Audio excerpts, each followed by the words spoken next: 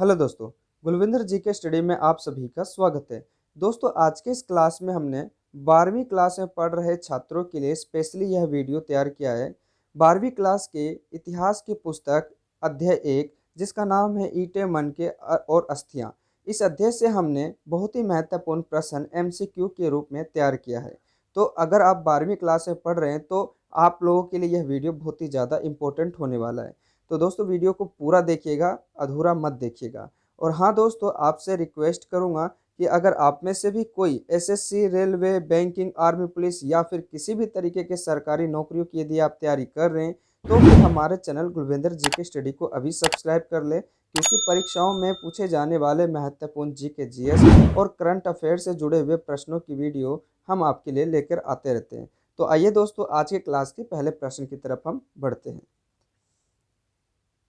पहला प्रश्न है दोस्तों, इतिहास की पुस्तक से पहला प्रश्न है, सिंधु सभ्यता का जो क्षेत्रफल है किस आकार का था। तो सिंधु सभ्यता का जो क्षेत्रफल है वो त्रिभुजाकार था दोस्तों। ठीक है, आपको याद रखना दोस्तों, पेपर में ये पूछा जा सकता है कि सिंधु सभ्यता का जो आकार था वो कैसा माना जाता है या कैसा था। तो त्रिभुजाकार था दोस्तों। तो ऑप्शन डी यहाँ पर सही हो जाएगा, त्रिभुजाकार। प्रश्न नंबर 2, हड़प्पा से सर्वप्रथम बड़ी संख्या में ईंटें प्राप्त हुई थी। तो कब हुई थी दोस्तों? 1826 ईस्वी में जो है हड़प्पा में बड़ी संख्या में ईंटें प्राप्त हुई थी। तो ऑप्शन ए यहाँ सही हो जाएगा, 1826 ईस्वी में। अगले प्रश्न की तरफ बढ़ते हैं, प्रश्न नंबर 3 की तरफ। प्रश्न नंबर 3 है दोस्तों, अश्व के होने का साक्ष्य प्राप्त होता है। अश्व यानी कि घोड़े, घोड़े हुआ करते थे दोस्तों, और घोड़े की हड्डियां जो है पाई गई है खुदाई के दौरान, और ये दोस्तों कालीबंगन में पाया गया है। ठीक है, तो उत्तर याद रखना दोस्तों, घोड़े के जो अस्थि पंजर है वो कालीबंगन में पाया गया है, जो कि राजस्थान में पड़ता है। प्रश्न नंबर 4, सिंधु सभ्यता, ठीक है यहाँ पे सभ्यता आएगा दोस्तों, थोड़ा सा मिस्टेक है। सिंधु सभ्यता मेसोपोटामिया संस्कृति की देन है, यह कथन किसका है? तो सिंधु सभ्यता जो है मेसोपोटामिया की संस्कृति की देन है, ये वेहलर और गार्डन दोनों वैज्ञानिकों अर्थात दोनों पुरातत्व विभागों का कहना था दोस्तों। तो यहाँ पर वेहलर और गार्डन दोनों आ जाएगा उत्तर दोस्तों। अभी ऑप्शन में देख लेते हैं दोनों का ऑप्शन है या नहीं है। तो वेहलर और गार्डन उपयुक्त दोनों, और उपयुक्त में से कोई नहीं। तो ऑप्शन सी यहाँ पर सही हो जाएगा दोस्तों, उपयुक्त दोनों। ठीक है, अगले प्रश्न की तरफ बढ़ते हैं, प्रश्न नंबर 5 की तरफ। प्रश्न नंबर 5 है, निम्नलिखित में से किस स्थान में हल चलाने के साक्ष्य प्राप्त हुए हैं? तो आपको बता दें दोस्तों, हड़प्पा सभ्यता में खेती बाड़ी होती थी, वहाँ के लोग खेती करते थे, और इस खेती होने का जो प्रमाण है राजस्थान के कालीबंगन में जो है पाए गए हैं, जहाँ पर हल जो है हल के अवशेष पाए गए और जुते हुए खेतों के अवशेष यानी साक्ष्य वहाँ पर मिले हैं। तो ऑप्शन डी यहाँ से हो जाएगा, कालीबंगन। प्रश्न नंबर 6, सिंधव सभ्यता, जिसको हम सिंधु सभ्यता भी कहते हैं, उत्खनन में यानी कि खुदाई के दौरान प्राप्त अनेक बाट, बाट यानी कि बटके दोस्तों, बाट में सबसे छोटे बाट का जो वजन है वो कितना है, यानी कि सबसे छोटे बाट का वजन पूछा गया है। तो सबसे छोटे बाट का जो वजन है 13.64 ग्राम पाया गया है दोस्तों।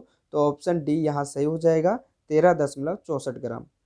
अगले प्रश्न की तरफ बढ़ते हैं, प्रश्न नंबर 7 की तरफ। प्रश्न नंबर 7 है, सिंधु सभ्यता से संबंधित कौन सा पुरा स्थल गुजरात में स्थित है? तो सिंधु सभ्यता से संबंधित जो पूरा स्थल है वो भोगात्र नामक जो है जगह था दोस्तों, जो कि गुजरात का सबसे बहुत पुराना जो है ना स्थल में से एक है, और इनका संबंध सिंधु सभ्यता अर्थात जो है हड़प्पा सभ्यता से माना जाता है। ठीक है, तो ऑप्शन ए इसका सही हो जाएगा, भोगात्र। प्रश्न नंबर 8, हड़प्पा लिपि से सर्वाधिक साम्य रखती है यानी कि संबंध रखती है। तो हड़प्पा लिपि जो है सबसे ज़्यादा द्रविड़ लिपि से संबंध मानी जाती है दोस्तों। तो ऑप्शन सी यहाँ से हो जाएगा, द्रविड़ लिपि। दोस्तों, आपसे रिक्वेस्ट करता हूँ कि आप ज़्यादा से ज़्यादा वीडियो को लाइक कीजिएगा और शेयर कीजिएगा अपने दोस्तों तक। ठीक है, अगला प्रश्न देख लेते हैं, प्रश्न नंबर 9, हड़प्पा सभ्यता से संबंधित स्थल धोलावीरा कब प्रकाश में आया था? तो धोलावीरा जो है 1990 से 91 के दशक में जो है ये प्रकाश में आया था, यानी कि इनकी खोज हुई थी। तो ऑप्शन डी यहाँ से हो जाएगा, 1990 से 91। अगले प्रश्न की तरफ बढ़ते हैं, प्रश्न नंबर 10 की तरफ। प्रश्न नंबर 10 है दोस्तों, हड़प्पा सभ्यता से संबंधित स्थल कुंतासी स्थित है। तो कुंतासी जो है हड़प्पा सभ्यता का बहुत ही करीबी जो है एक तरह से स्थल है जिनका संबंध माना जाता है, और ये गुजरात में है दोस्तों। ठीक है, तो ऑप्शन सी सही हो जाएगा, गुजरात। कुंतासी कहाँ पर स्थित है? गुजरात में। और कुंतासी का संबंध हड़प्पा सभ्यता से माना जाता है। प्रश्न नंबर 11, हड़प्पा सभ्यता किस नदी के तट पर स्थित है? तो हड़प्पा सभ्यता जो है रावी नदी के तट पर स्थित है दोस्तों। ठीक है, रावी नदी इसका उत्तर हो जाएगा, यानी ऑप्शन ए। अगले प्रश्न की तरफ बढ़ते हैं। प्रश्न नंबर 12। प्रश्न नंबर 12 है दोस्तों, चित्राक्षर लिपि किस काल की है? तो चित्राक्षर जो लिपि है वो सैंधव काल की मानी जाती है।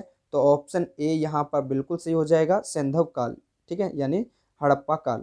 प्रश्न नंबर 13, हड़प्पा सभ्यता का जुड़वा राजधानी किसे कहा जाता है? तो हड़प्पा सभ्यता का जो जुड़वा राजधानी है वो हड़प्पा और मोहनजोदड़ो को कहा जाता है दोस्तों। तो ऑप्शन सी यहाँ पर बिल्कुल सही हो जाएगा, हड़प्पा और मोहनजोदड़ो। ठीक है, अगले प्रश्न की तरफ बढ़ते हैं, प्रश्न नंबर 14 की तरफ। प्रश्न नंबर 14 है, सिंधु घाटी में विशाल स्नानगृह के अवशेष कहाँ पाए गए हैं? तो सिंधु घाटी सभ्यता में जो विशाल यानी कि बहुत बड़ा एक तालाब पाए गए हैं, और ये मोहनजोदड़ो में पाया गया है दोस्तों। ठीक है, तो मोहनजोदड़ो के दुर्ग शहर पर जो है ये जो स्नानगृह है वहाँ पाए गए हैं। ठीक है, प्रश्न नंबर 15, हड़प्पा सभ्यता का सबसे बड़ा नगर कौन सा था? तो हड़प्पा सभ्यता का जो सबसे बड़ा नगर माना जाता है वो है मोहनजोदड़ो दोस्तों। ठीक है, तो ऑप्शन ए बिल्कुल सही हो जाएगा इसका, मोहनजोदड़ो। अगले प्रश्न की तरफ बढ़ते हैं, प्रश्न नंबर 16 की तरफ। प्रश्न नंबर 16 है दोस्तों, मोहनजोदारो नगर जो है ना बसा हुआ था। तो मोहनजोदारो यानी कि मोहनजोदड़ो जो है वो 20 किलोमीटर के घेरे में जो है ना ये बसा हुआ था दोस्तों। आपसे प्रश्न जो है ना पेपर में पूछे जा सकता है कि मोहनजोदड़ो का क्षेत्रफल कितने वर्ग किलोमीटर में घिरा हुआ था? तो 20 किलोमीटर के अंतर्गत जो है मोहनजोदड़ो का क्षेत्रफल बसा हुआ था। ठीक है दोस्तों, वीडियो को ज़्यादा से ज़्यादा लाइक कीजिएगा। अगर आप चैनल पर नए हैं तो प्लीज़ चैनल को सब्सक्राइब कर लीजिएगा, और हो सके तो बेल आइकन को जरूर ऑन कर लीजिएगा, ताकि हमारी इसी तरह की जो इम्पोर्टेंट वीडियो है ठीक है आप तक पहुंच सके। तो अगले प्रश्न की तरफ देखते हैं, प्रश्न नंबर 17 की तरफ। प्रश्न नंबर 17 है दोस्तों, सिंधु सभ्यता की खोज किसने किया? तो सिंधु सभ्यता की जो खोज है वो दयाराम साहनी ने किया था। तो ऑप्शन बी बिल्कुल सही हो जाएगा यहाँ पर, दयाराम साहनी। प्रश्न नंबर 18, सिंधु सभ्यता किस युग से संबंधित है? तो सिंधु सभ्यता जो है वो कांस्य युग से संबंधित है दोस्तों। ठीक है, तो ऑप्शन बिल्कुल यहाँ पर सी सही हो जाएगा, कांस्य युग। ठीक है, इसको बड़े ध्यान से देखना, क्योंकि ये पेपर में जो है ना ये प्रश्न पूछा जा सकता है कि सिंधु सभ्यता किस युग से संबंधित है, तो कांस्य युग इसका उत्तर हो जाएगा। अगले प्रश्न की तरफ बढ़ते हैं, प्रश्न नंबर 19 की तरफ। प्रश्न नंबर 19 है, सिंधु सभ्यता की खोज किसके नेतृत्व में किया गया था? या नेतृत्व यानी कि किनके सहयोग से और किनके अंतर्गत में खोजा गया था? तो सर जॉन मार्शल जो है इनके अंतर्गत में जो है ये खोजा गया था, और इन्हीं के अंडर में जो है दयाराम साहनी, राखालदास बनर्जी जैसे पुरातात्विक विभाग जो है काम करते थे। तो ये सर जॉन मार्शल के नेतृत्व में जो है सिंधु सभ्यता की खोज हुई थी। तो ऑप्शन ए बिल्कुल सही हो जाएगा इसका, सर जॉन मार्शल। प्रश्न नंबर 20, सिंधु सभ्यता से जुड़े हुए नगरों को कौन बड़े नगर की संख्या दी गई? तो कितने नगरों को जो है ना एक प्रकार से बड़े नगर की संख्या दी गई? यूँ तो सिंधु सभ्यता के कई महत्वपूर्ण जो है ना स्थल और नगर जो है पाए गए हैं, लेकिन इनमें से 5 ही नगर को जो है बड़े नगरों का दर्जा दिया गया है। ठीक है, जिसमें हड़प्पा, मोहनजोदड़ो, धोलावीरा और कालीबंगन जैसे जो है ना, और राखीगढ़ी जैसे नगर के नाम शामिल है। ठीक है, तो ऑप्शन ए सही हो जाएगा, 5 राज्य। ठीक है, 5 नगर। प्रश्न नंबर 21। प्रश्न नंबर 21 है, जुते हुए खेत और नक्काशीदार ईंट कहाँ से प्राप्त हुए हैं? तो जुते हुए खेत और नक्काशीदार जो ईंट है ये कालीबंगन में पाए गए दोस्तों। ठीक है, तो ऑप्शन डी इसका सही हो जाएगा, बिल्कुल कालीबंगन, जो कि राजस्थान में है।